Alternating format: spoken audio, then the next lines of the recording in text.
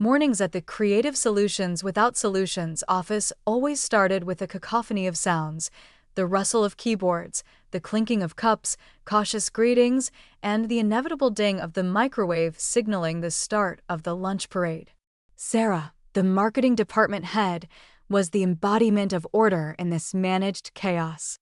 Her desk was always perfectly organized, her plans meticulously structured, and her patience finite, especially when it came to observing basic rules of shared spaces. This morning promised to be typical until a sound erupted from the kitchenette that Sarah initially mistook for a gunshot. It was followed by a sound like a hissing, angry snake, and then a deafening boom. The kitchenette door flew open, and a cloud of steam and a pungent, yet somehow appealing, smell of burnt barbecue sauce billowed out. And behind it ran Sarah. She was sprinting down the hallway, holding a pathetic glass bowl from which reddish-brown streaks were still dripping. Her perfectly ironed white blouse now looked like an abstract painting in the style of sauce expressionism: broad strokes, fine splatters, something resembling a volcanic eruption around her chest area. Fury blazed in Sarah's eyes, capable of melting the door of that cursed microwave. This is impossible," she gasped, trying simultaneously to carry the bowl, avoid smearing sauce on her cheeks, and not explode with rage right there in the hallway. The cause of this gastronomic apocalypse was the new employee, Kevin. He'd been hired in the development department a week ago, and from day one, he seemed to Sarah the epitome of chaos and unpredictability. He wore mismatched socks, forgot to turn off his phone during meetings, and, as it turned out, had extremely bizarre ideas about the principles of appliance operation. Today, Kevin decided to heat up his lunch, a piece of meat wrapped completely in aluminum foil and generously drizzled with thick barbecue sauce on top of that. Sarah had personally witnessed this when she went to the kitchen for coffee and nearly fainted. "Kevin, please take off the foil and cover the bowl," she managed to shout, but he just waved her off with a shrug, saying, "Oh, what could happen? It's just metal." It happened. Now Sarah burst into the conference room. The department meeting had already begun. All eyes instantly fixed on her saucy blouse, on the bowl in her hands, which was still smoking like a miniature volcano. "This is a microwave, not a nuclear reactor," she yelled, her voice strained with indignation. She glared at Kevin, who was sitting at the table with an absolutely innocent expression, as if nothing had happened. And then something happened that no one expected. Kevin, a tall, slightly clumsy guy with curly hair and eyes that sparkled either with genius or a complete lack of understanding of reality, stood up. He calmly, even with a certain dignity, wiped a drop of sauce that had somehow landed on his forehead. His face was completely serious, no hint of a smile. "I thought," he said slowly, surveying the room, "that was a sauce fireworks display in honor of my first full week on the job. Corporate welcoming party." Everyone froze. The silence in the conference room became so thick you could cut it with a pizza cutter. Employees stared, first at Sarah, splattered with sauce, then at Kevin, who stood with an unruffled expression. And then, an explosion of laughter. First, quiet giggles, then loud roars that swept through the room. People were laughing to tears, clutching their sides. The absurdity of the situation, Kevin's composure, Sarah's fury, it all mingled in an explosive cocktail of humor. Sarah, meanwhile, was frozen in place. With the bowl in her hands, with the sauce on her blouse, amidst the laughter of her colleagues. For the first time in a very long time, she was speechless. Her brain, accustomed to quick responses and clear formulations, refused to function. She looked at Kevin, at his serious face, at the drop of sauce that had reappeared near his eyebrow. And, for the first time, she saw in him not just a source of chaos, but something different. Something that completely threw her off guard. This was the beginning. The beginning of something unpredictable, as hot and unexpected as barbecue sauce in a microwave. The first time, but definitely not the last. The news of the team-building trip to Oak Haven, Pennsylvania, sounded like a bad joke. When Susan, the HR manager with sparkling eyes, announced a wonderful opportunity to bond the team in a picturesque corner of the state, the office fell into a silent question. Oak Haven? Why Oak Haven? No one had an answer. Maybe someone in management was from there. Maybe it was the cheapest offer on a group travel website. Maybe it was some convoluted psychological experiment. It remained a mystery to everyone, and this mystery only added to the absurdity of the upcoming journey. The bus that arrived to pick up the bond seekers looked like it had survived several eras. The seat upholstery remembered better times, the windows were scratched, and the air conditioning, as it turned out within the first 5 minutes of the trip, served a purely decorative function. It was the middle of June outside, and the temperature inside the cabin quickly approached that of a tropical sauna. Sarah, who was used to comfort and order, pressed her lips together.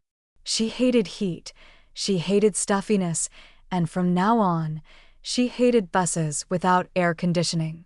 Her face expressed a complete readiness to declare impeachment on Susan and everyone involved in choosing this location and transportation. And, just her luck, the only free seat turned out to be next to Kevin. He was sitting by the window, holding a book about the history of railroad transport and humming something under his breath. Sarah sighed heavily and sank into the seat beside him. For the first half hour, they rode in silence. Sarah looked out the window, trying to ignore the rising humidity and Kevin's presence. Kevin read his book and seemed completely immersed in the world of steam locomotives and railway ties. Then, unexpectedly, from his side came, "You know, Sarah, Oak Haven is actually a very interesting town. It has a unique old train station. Legend says it was built in the shape of a ship, meant to symbolize a journey into the future." Sarah raised an eyebrow skeptically. "A journey into the future in a bus without air conditioning," she muttered. Kevin smiled. It was a genuine, slightly awkward smile that softened the too serious face she'd seen in the first chapter. "Well, maybe the future wasn't meant to be this hot according to the architect's plan," he agreed. "But the station is still impressive. They say there are even secret passages." This marked the beginning of their conversation. At first cautious, then increasingly lively. They discussed architecture, history, strange places worth visiting. Then the conversation somehow naturally shifted to music. And here Sarah encountered a new revelation. Kevin turned out to be an avid fan of some delightfully cheesy pop band. And he didn't just listen to their songs, he knew every single word. "Oh, I'm gonna get drunk. Oh, I'm gonna eat a lot," he suddenly belted out, oblivious to the other passengers who were either asleep or groaning from the heat. Sarah initially wanted to cover her ears, but then she noticed that Kevin sang with such genuine joy that it was almost contagious. She smiled. "You're serious? This band?" "Absolutely. It's classic," Kevin replied enthusiastically. "It's music for the soul. Simple, understandable, real life. Here, listen to this." And he started humming the next song. They laughed. They laughed at the cheesy songs, at the absurdity of the trip, at Kevin's attempts to explain why Oak Haven was a real tourist gem. They argued. An especially heated debate erupted around the concept of whether a hot dog is a sandwich. Sarah insisted it absolutely was not, while Kevin argued vehemently that anything between 2 pieces of bread or a bun technically qualified. The argument lasted for almost an hour, and they never reached an agreement, but the process itself turned out to be surprisingly fun. The bus stopped several times along the way. During one stop, Kevin bought a huge bag of sunflower seeds and offered some to Sarah. She, who usually avoided such street snacks, unexpectedly agreed. They sat on the roadside, cracked seeds, and watched cars go by, feeling like teenagers on vacation. In the evening, after arriving in Oak Haven and settling into a rather modest hotel, the team-building program included an evening of getting acquainted and entertainment. The entertainment turned out to be a karaoke bar in the hotel basement. The air was thick with humidity, cigarette smoke, despite the prohibition, and the smell of cheap beer. but Kevin was in his element. He was the first to jump onto the makeshift stage and, to Sarah's surprise and everyone else's, performed a cheesy love song with such passion that even the most tired colleagues woke up. His voice wasn't perfect, but he sang with soul, gesturing and portraying all the emotions of the song.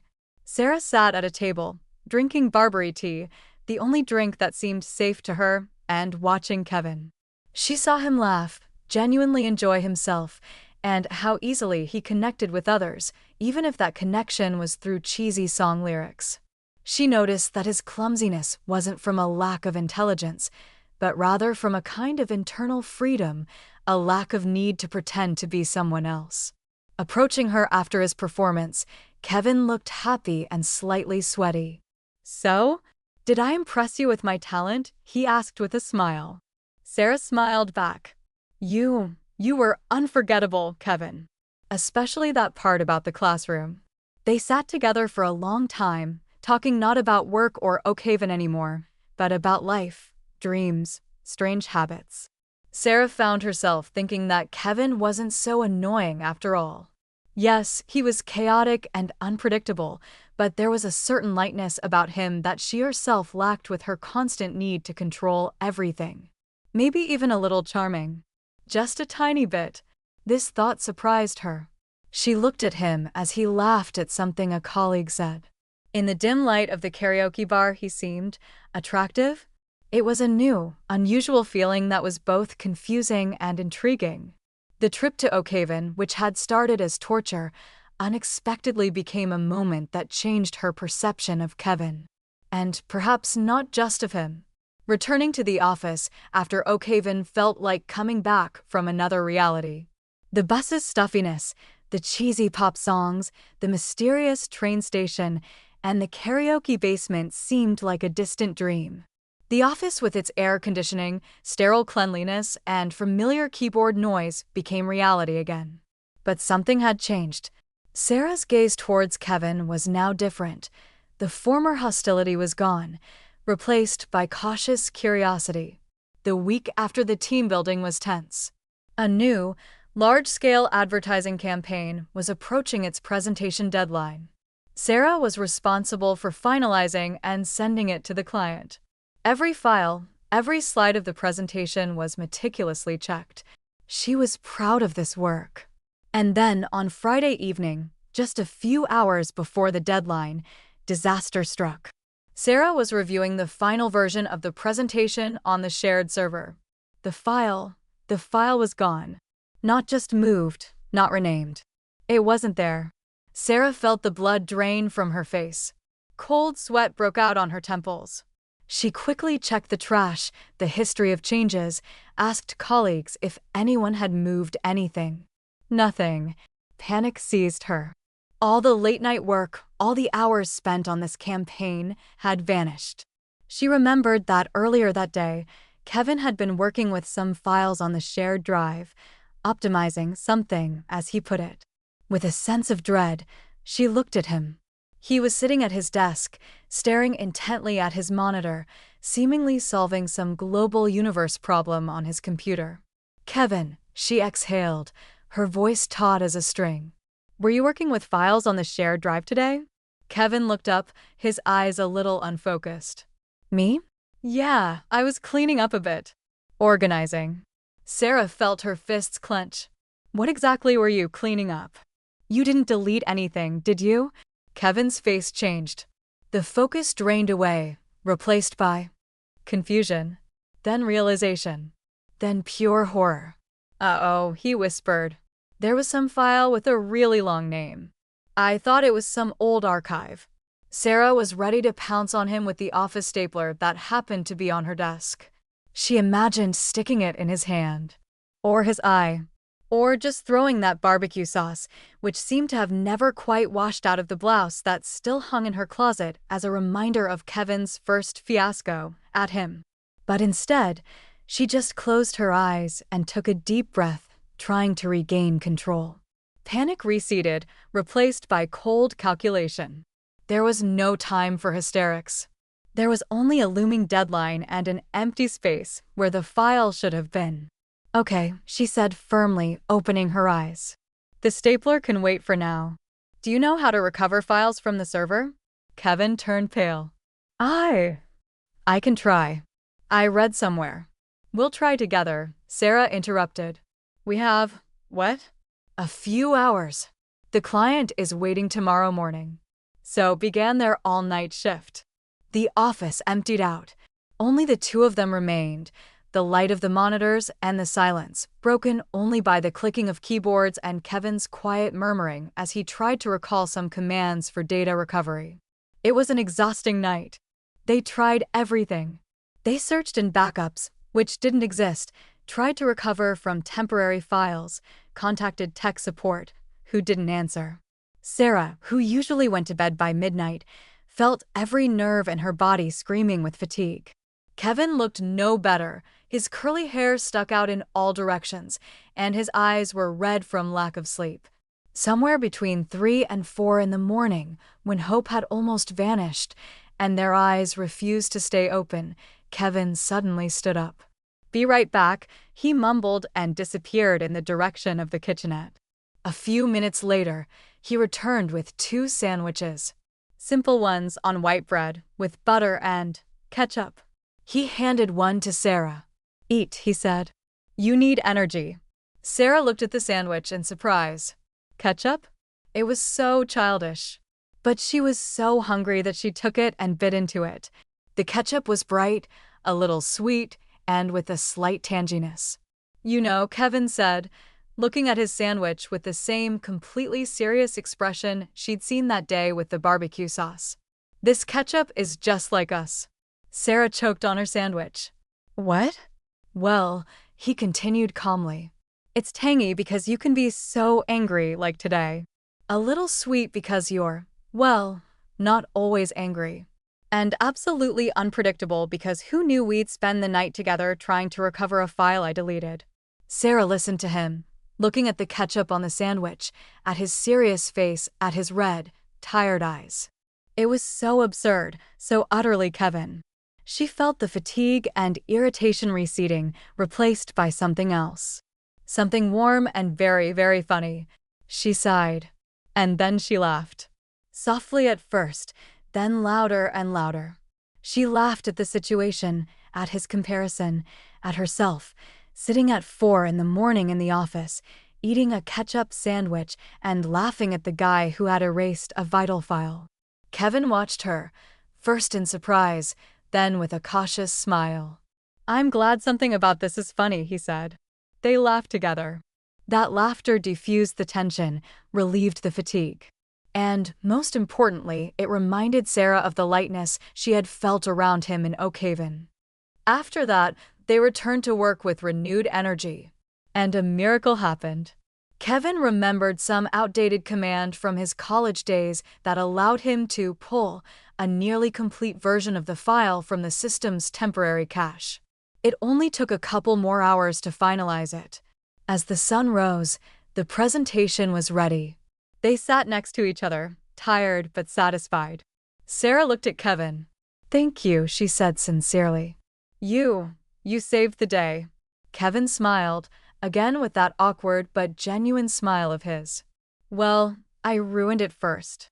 But together we're like that ketchup. Unpredictable.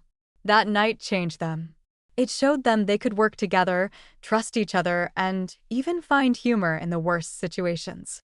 And for Sarah, that night was further proof that Kevin wasn't just chaos and clumsiness. He was something more. Something she was starting to like. The week after the sauce scandal was filled with an unusual atmosphere between Sarah and Kevin. They were no longer just colleagues. They were accomplices. Accomplices in a late-night rescue operation, witnesses to mutual exhaustion, united by a strange humor involving a ketchup sandwich.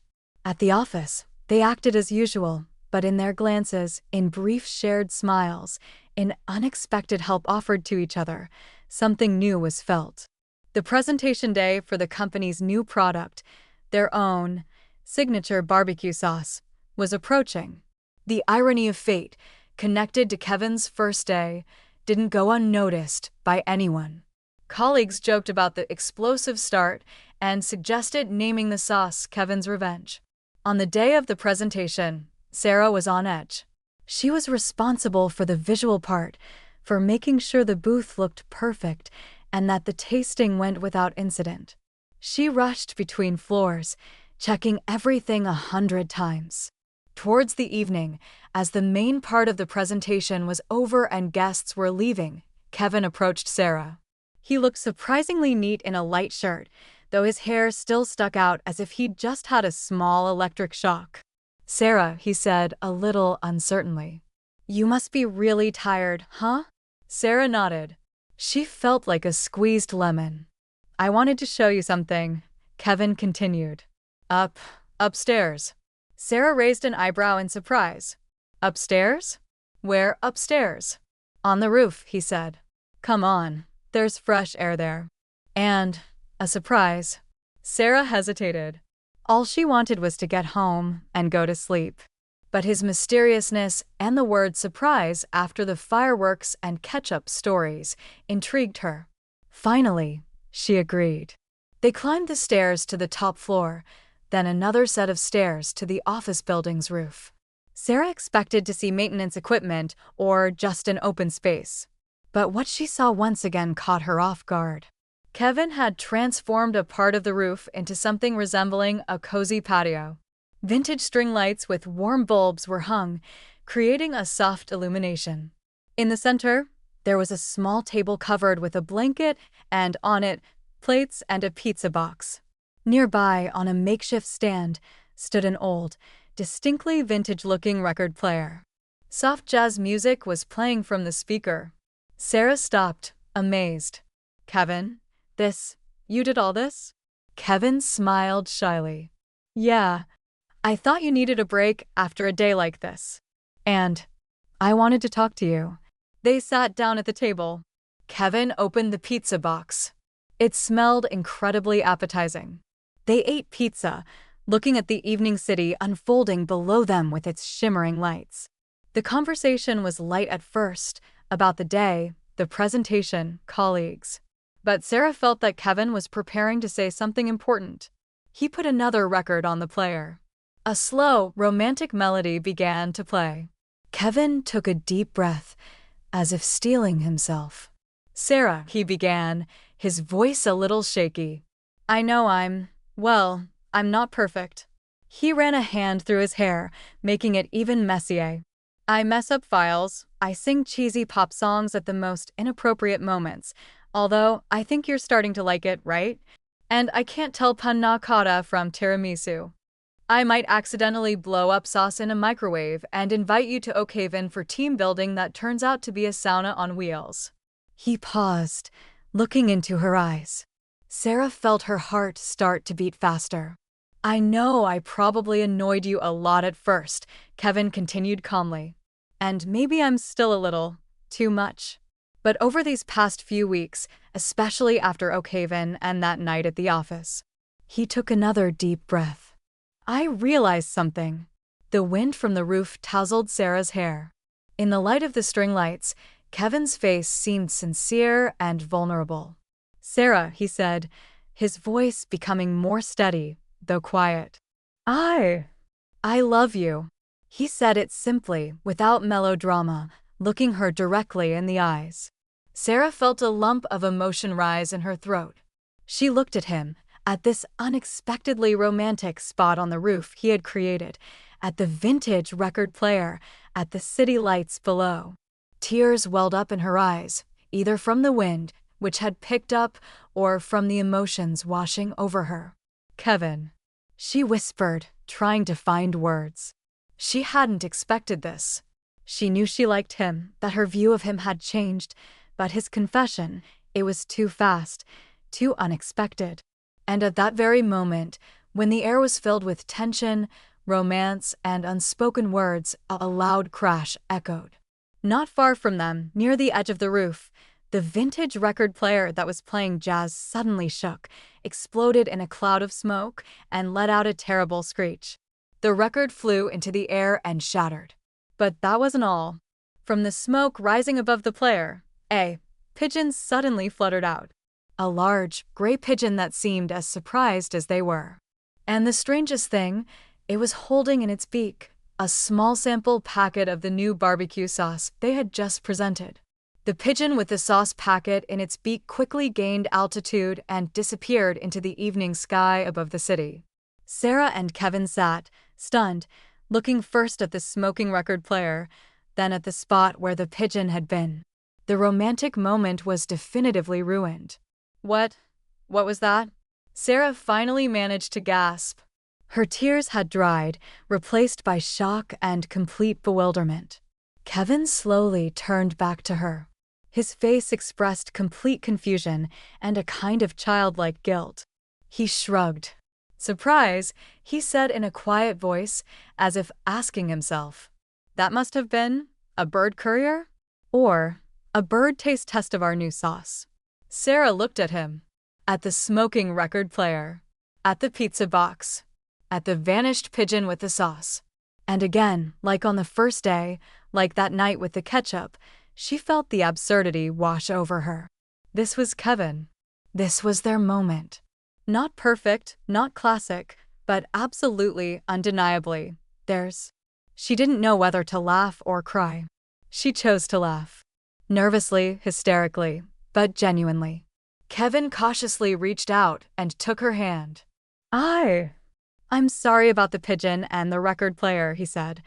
I didn't plan that. Sarah squeezed his hand. She hadn't answered his confession, but in that moment, standing on the office roof, amidst the remnants of a romantic evening and the traces of avian mischief, she understood.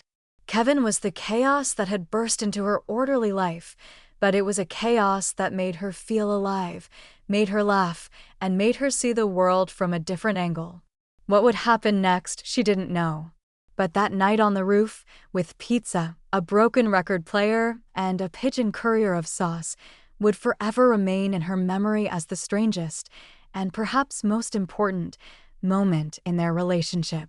Life, much like barbecue sauce, has a tendency for unexpected turns and flavors. About a year had passed since that memorable night on the roof. A year during which much had changed. The Creative Solutions Without Solutions office continued to generate ideas, not always creative, but always with a touch of absurdity. Sarah and Kevin spent several more weeks in a state of uncertainty after the roof incident. They saw each other at work, exchanged glances, tried to resume their usual work routine. But something was off. Kevin's unaddressed confession hung in the air like the smell of barbecue after a microwave explosion. The strange incident with the pigeon became an inside joke only the two of them, and maybe the pigeon itself, understood. They tried dating. These were awkward attempts to transfer their strange office chemistry into normal life. One time Kevin invited her to the movies, but accidentally mixed up the theaters, and they ended up watching a documentary about oyster farming. Another time they went to a restaurant, where Kevin accidentally knocked a glass of water onto the next table, causing a mini-flood. Every step they took together was accompanied by some small but funny disaster. It was amusing, but also exhausting. Sarah, who valued stability and predictability, began to feel that this constant chaos, though appealing, didn't give her a sense of peace. Kevin was like a whirlwind bursting into her life, turning everything upside down, making her laugh, but not providing solid ground beneath her feet. One evening, several months after the sauce scandal, Sarah was ordering pizza again. It had become her habit after that night on the roof. She remembered the courier who, according to Kevin, might have mixed up addresses. That evening, a different guy from the same delivery service arrived. He was surprisingly punctual, polite, his uniform was clean, and the pizza was hot. They exchanged a few words about the weather. The next time, he arrived again. He was reliable, predictable. He always delivered the pizza on time and never tried to tell a joke about sauce or bring a pigeon. His name was Chris. He turned out to be a student working as a courier in his spare time. He was calm, dependable, listened to her stories about work troubles with patience and sympathy, and his biggest adventure was getting stuck in an elevator. There was no hint of chaos about him, no spark of unpredictability. He was like a well-baked pizza without surprises. Their encounters started with exchanging a few phrases at the door, then grew into short conversations, then into an invitation for coffee after the shift. Chris was the stability that Sarah, it turned out, so desperately craved. With him, no microwaves exploded, no files disappeared, and no pigeons appeared with food in their beaks. Life became simple and clear. Her relationship with Kevin gradually faded. They didn't fight, there was no drama.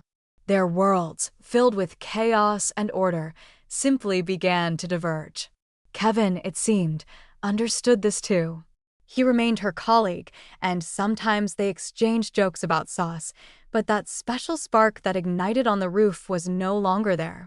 Perhaps the absurdity of their beginning was also their end. A year later, Sarah got married. Not to Kevin, not to the one who blew up her microwave and confessed his love under vintage jazz. She married Chris, the pizza delivery guy who that night on the roof simply drove by or, perhaps, really mixed up the address, but never actually came up. Their wedding was quiet and predictable, without sauce fireworks or avian guests. And what about Kevin? Kevin didn't disappear. His chaotic nature found its perfect application. His culinary fiascos and clumsiness, accompanied by his unruffled commentary, unexpectedly went viral on social media. Some TV producers saw potential in him, and Kevin became the host of a cooking show with the ironic title Cooking with Fiascos. His show quickly gained popularity. People loved watching him try to cook a complicated dish, inevitably mess something up, but without losing optimism and delivering another absurd line. His signature dish became the explosive barbecue sauce for the brave. And that pigeon with the sauce? The story about the pigeon that stole a sample of their new sauce right during the presentation somehow leaked to the press. Maybe Kevin himself told it. The company management, initially outraged, later decided it was a great PR story. They rebranded the incident as Avian's Choice, implying that even birds chose their sauce. And so, the pigeon with a packet of barbecue sauce in its beak became the hero of the Creative Solutions Without Solutions company's new logo. It was a perfect symbol, a little strange, completely unpredictable, but attention-grabbing. And everyone lived happily ever after. Well, almost everyone. Sarah lived a calm, stable life with Chris, occasionally remembering with a smile the sauce, Kevin, and the pigeon. Kevin was a TV star, enjoying his chaos and cooking up another fiasco on camera. The pigeon was perhaps building a nest somewhere out of sauce packets, and the company was selling its barbecue sauce using the strangest logo in history. But somewhere deep in Sarah's soul, when she saw Kevin on TV, or when she drove past a billboard with the pigeon and the sauce, there remained a subtle feeling. A feeling that life can be more than just predictable and stable, that sometimes the brightest and most unforgettable moments come along with chaos, barbecue sauce, and pigeon couriers. Perhaps the real love under barbecue sauce wasn't about the relationship with Kevin or Chris. Perhaps it was about accepting the unpredictability of life, about being able to laugh at fiascos and finding charm in the most absurd moments. The end, but only officially. Who knows what tomorrow will bring? Maybe Chris will start singing Cheesy Pop. Or the pigeon will return. Or Sarah will accidentally blow something up in the microwave in her own kitchen. Life goes on, and it is definitely seasoned with the sauce of unpredictability.